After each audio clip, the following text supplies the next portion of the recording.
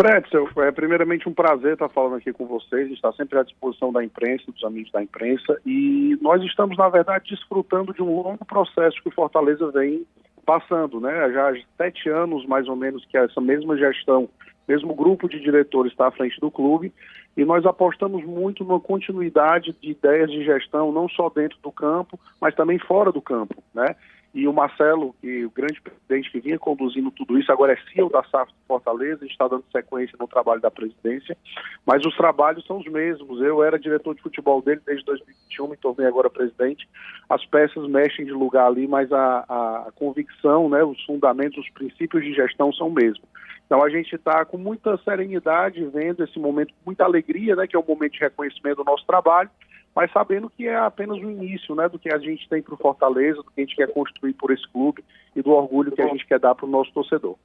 João Paulo Capelanes, presidente do Fortaleza, Alex Santiago conosco, João.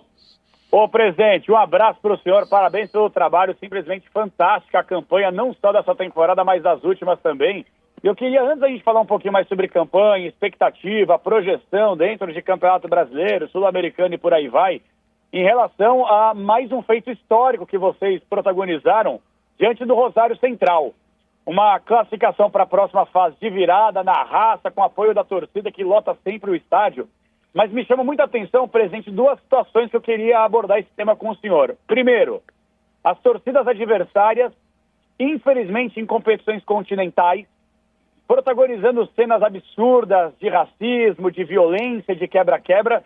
Eu queria saber qual sugestão que o senhor poderia dar para que esse combate a essa violência absurda pudesse acabar de uma vez por todas, e o prejuízo no estádio Castelão, porque várias portas do vestiário do Rosário Central, entre outras partes estruturais, foram danificadas pelo quebra-quebra dos jogadores do Rosário. Quem arca com esse prejuízo, presidente? Parabéns pelo trabalho. Muito obrigado aí pela oportunidade, Capelães, de falar um pouquinho sobre isso. Assim, a gente tem um trabalho que já vem, né, de algumas temporadas em competições internacionais, né? Apesar do Fortaleza estar aí, né, como, vamos dizer assim, uma figura emergente no cenário nacional, mas tem um dado que eu sempre gosto de lembrar, que desde que nós começamos a atuar nas competições internacionais de 2020, na Sul-Americana, o Fortaleza, como mandante, por exemplo, já enfrentou como mandantes equipes argentinas como Independiente, River Plate, Estudiantes, São Lourenço, Boca Juniors e Rosário Central. E nunca perdeu para uma equipe argentina, né, jogando no Castelão. Foram, desses 6 adversários, 4 vitórias e 2 empates. Então, o Fortaleza está se construindo, né, de maneira muito paulatina, mas como um adversário que tem um mando de campo muito forte, né, nas competições internacionais. Tanto é que na Sul-Americana, desde que a gente começou a jogar, são 11 partidas com 10 vitórias e apenas um empate, né? Porque já que esse outro empate com a equipe argentina foi contra o Estudiantes pela Libertadores.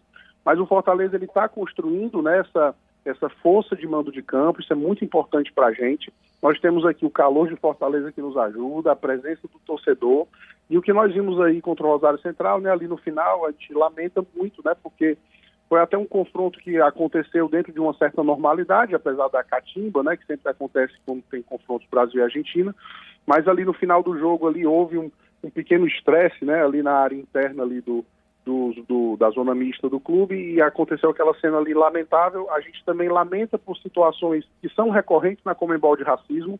Lembrar que o Fortaleza, em 2022, nós estamos falando há 2 anos atrás, fez um mega mosaico, né, da luta contra o racismo, né, no jogo contra o River Plate, jogo aqui no Castelão. Mas, infelizmente, a gente vê que existem atitudes retóricas por parte da Conmebol, até mesmo por parte da FIFA, mas nenhuma punição efetiva, né, mais séria é imposta. A gente realmente acredita que quando essa punição for um pouco mais severa, para que os clubes tenham mais cuidado com as pautas que as suas torcidas levam a campo, nós acreditamos que aí sim esses temas serão tratados com o devido zelo, né? Porque o racismo, para mim, é uma mazela humana, né? Quando você distingue pessoas pela cor da pele, eu acho que não há nada mais primitivo do que isso.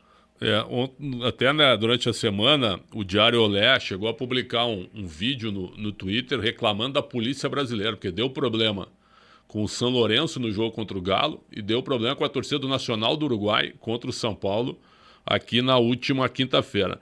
Presidente, agora tem um certo playoff aí contra o Corinthians, começando hoje. Isso. E depois avançando para as quartas de final da Copa Sul-Americana. O senhor olha para o Corinthians hoje, o senhor vê o Fortaleza como favorito nas duas competições? Não, jamais.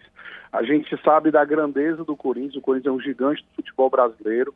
Temos o maior respeito do mundo pela diretoria do Corinthians, as pessoas que fazem o Corinthians, inclusive a relação entre diretoria de Fortaleza e Corinthians sempre foi a mais amistosa possível. Somos sempre muito bem recebidos em Itaquera, gostaria de asseverar isso como presidente do clube. Tanto o staff do clube como as próprias torcidas se respeitam, a gente nunca teve nenhum episódio de problema e nós estamos novamente enfrentando esse gigante que é o Corinthians, né? Dessa vez, diferentemente do ano passado, vamos ter a primeira parte de Fortaleza e a segunda de Itaquera. O favoritismo é do Corinthians, clube campeão da Libertadores, campeão mundial, e nós vamos buscar, dentro das nossas limitações, fazer o melhor, né? Fazer o jogo mais inteligente possível e procurar mais uma vez encontrar soluções, né? Dentro de campo, para aquilo que o Corinthians do Ramon Dias vai propor para a gente. João. Ô, presidente, a gente vem tendo um grande debate aqui em relação à campanha do Fortaleza dentro do Campeonato Brasileiro. Quer dizer, o Fortaleza entra nessa rodada com 45 pontos, vice-líder da competição, ainda tem um jogo atrasado, então assim, vamos supor que o Fortaleza vence o jogo, assume a liderança de vez do campeonato, mas muita gente entende, presidente, que o Fortaleza não vai ter gás, não tem time, investimento, elenco, estrutura para aguentar 38 rodadas. O senhor acredita de fato que o Fortaleza é um candidato sim a título brasileiro? E quais elementos o senhor apresenta para que possa embasar essa avaliação, presidente? Eu sou muito cientificista quando eu observo essas situações. Eu acho que o candidato ao título brasileiro é sempre rodada após rodada quem está na frente. A gente sabe que é um campeonato super equilibrado, com investimentos enormes. Fortaleza, das 20 equipes da Série A, tem o 15º orçamento, né, mas está tentando transformar a eficiência desse orçamento em pontos na tabela. E rodada a rodada nós vamos aí nos mantendo onde nós merecermos. Eu costumo dizer aqui, para o Fortaleza, para funcionários, jogadores, comissão técnica e próprio Marcelo, a gente debate muito isso, que o Fortaleza tem que focar no seu próprio rendimento. Enquanto o rendimento do Fortaleza for alto, como tem sido ultimamente, né, dos últimos 27 pontos, o Fortaleza fez 25, o Fortaleza vai frequentar aquela parte da tabela. Então nós temos que focar no jogo a jogo. Nós entendemos que temos um plantel tecnicamente nivelado, que, portanto, dá ao Vojvoda a possibilidade de mexer com as peças e enfrentar a dureza, que é ser o time que mais jogou no futebol brasileiro esse ano. O Fortaleza é o time que mais jogou no futebol brasileiro esse ano. Mesmo com as viagens mais longas que nós temos também, desde aqui do Nordeste até o Sul, até outros pontos da América do Sul, fazer o melhor possível com os atletas que nós temos. O Vojvoda costuma dizer que tem o João Ricardo ali na posição de goleiro e nós temos os outros 20 titulares, né? Porque nós temos revezamento de posição a toda hora e o elenco tem se mostrado nivelado tecnicamente, tem dado conta dessa temporada insana, né? Com viagens, com tantos jogos e tudo mais. Então, o nosso foco é sempre no próximo jogo. Eu costumo dizer que o Fortaleza no Campeonato Brasileiro é um nadador na Olimpíada.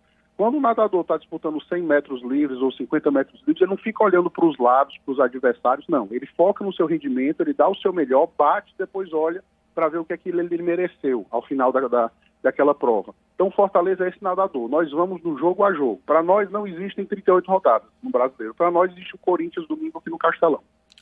Agora, presidente, tem algo que eu vejo, assim, a torcida reclamando nas redes sociais, que o tal do eixo, né, que me incomoda também, que o eixo, que o eixo não reconhece o Fortaleza ou a campanha e que justificam, por exemplo, o sucesso do Fortaleza por uma frase que me irrita também. Lá não tem pressão, né? Lá não tem pressão. Eu queria saber do senhor, existe pressão no Fortaleza ou é mais fácil trabalhar no Fortaleza do que em outros clubes? Não, amigo, nós temos aqui uma torcida de mais de 3 milhões de pessoas aqui na região, que cobra muito, é uma torcida muito exigente e que ano após ano vem no saco. Caiu? Alô, não admitindo sequência de derrotas, ou pelo contrário, a nossa torcida está cada vez mais exigente. Então a gente escuta às vezes esse discurso que não tem pressão, mas vem aqui para Fortaleza para ver o que é a pressão aqui nesse calor e que a nossa torcida também dá, e é um negócio bem interessante, mas é uma pressão que nos ajuda a progredir, porque eu falo assim, Preto, quem não quer pressão trabalha com coisas que não são importantes. Se o nosso trabalho, que é o futebol, tem pressão, é porque o futebol importa na vida de muita gente. Então a pressão ela não é para a gente um problema, a pressão para a gente é um incentivo a dar sempre a nossa melhor versão. E esporte de alto rendimento, amigo, não adianta a gente ter essa conversinha mole, é sempre sendo testado quarta e domingo. A gratidão só vai até os próximos 3 pontos. Presidente, o Guilherme Agrela, nosso produtor, ele tem uma pergunta para o senhor. Por favor, Agrela, boa tarde. Não, prazer. Boa tarde, Agrela. Boa tarde, presidente, Capelanes, todo mundo ligado no Concentração. Presidente, longe de querer criar polêmica, né, em cima disso, afinal o Fortaleza vive um grande momento, é um clube muito bem estruturado, mas em julho, né, deste ano, há poucos meses, você teve uma possível saída, uma possível renúncia, acabou ficando. Eu queria entender como está essa situação, se está tudo sanado, está tudo bem com o senhor aí dentro do Fortaleza e o momento do clube politicamente falando também. Obrigado. Não, o clube está extremamente estável. Essa situação foi uma situação que gerou-se a partir de uma frase que eu teria colocado, até eu coloquei em homenagem aos 10 anos da morte do Di Stéfano, e aí surgiu uma situação aí que foi gerada, mas absolutamente não tem nada de concreto sobre isso. A nossa trajetória política no Fortaleza segue muito firme, e a única coisa que importa para a gente aqui é dar um melhor rendimento para o Fortaleza. Nós estamos numa temporada muito especial e o clube não pode perder esse momento que ele vive. Não tem nada mais importante, absolutamente nada mais importante do que a gente focar no rendimento do nosso futebol e fazer o melhor ano possível da nossa história. Capelanes. Presidente, o Pretzel falou há pouco sobre o eixo, né, dessa questão da pressão. Eu queria ficar um pouquinho mais em cima disso, porque na sexta passada o Dorival Júnior convocou os jogadores para 2 jogos das eliminatórias contra Equador e Paraguai. Diante das ótimas campanhas que o Fortaleza vem realizando ao longo dos últimos anos, e inclusive nessa temporada, brigando por título de Sul-Americana e de Campeonato Brasileiro, o senhor acredita que ainda as pessoas não estão dando talvez a importância ou os olhares necessários que o Fortaleza, por exemplo, merecia? E se o senhor pudesse, o senhor acha que alguém do Fortaleza merecia uma convocação dessa vez, não?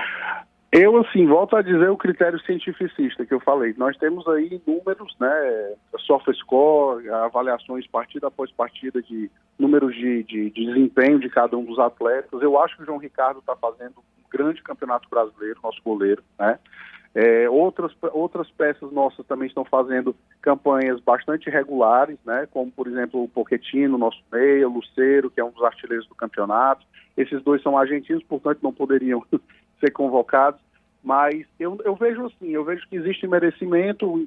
A convocação na seleção brasileira é algo muito complicado. O Dorival, inclusive, tem um carinho muito grande, né, por todos no Fortaleza, né? Então a gente vê isso daí mais com um olhar de cientificidade do que propriamente esse vitimismo, né, sobre questão de não ser observado. Torcemos muito para que os nossos jogadores possam chegar a ser convocados, assim como alguns outros já foram para as suas seleções, né? O Kevin Andrade, 18 anos, foi convocado para a seleção do venezuelano na Copa América, inclusive deu passo para gol na Copa América. E o Kusevich, né, o Benjamin Kusevich, vocês aí conhecem, jogou no Palmeiras, estava no Curitiba, também foi convocado para a seleção chilena e está fazendo um grande ano aqui no Fortaleza. Então, eu vejo que, independentemente do clube que se defende, o mérito ele chama essas situações. É porque a convocação no Brasil mesmo ela é muito complexa, né? Muita gente boa para poucas vagas, mas eu acho que sim, o Fortaleza tem tido jogadores que tem tido desempenho adequado a gente pensar, né, eventualmente numa situação de convocação.